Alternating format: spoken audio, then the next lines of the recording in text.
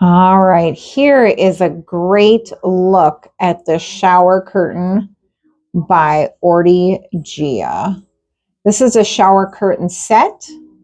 It included the rings that you will see up there, the liner, and then the shower curtain, which I just think the shower curtain is so cool looking.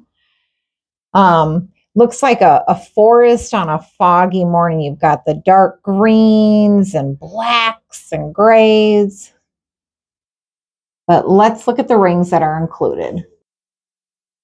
So right here are the rings that are included. These are really, I mean, they have a nice amount of weight to them, pretty heavy duty.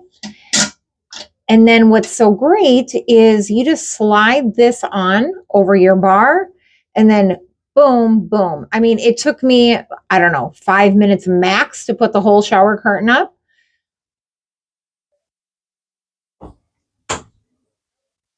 So you can see right here, all I do, put that right on.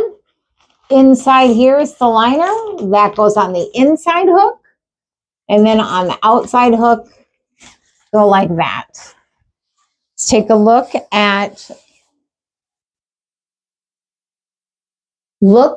the frosted liner. That is what came in the set.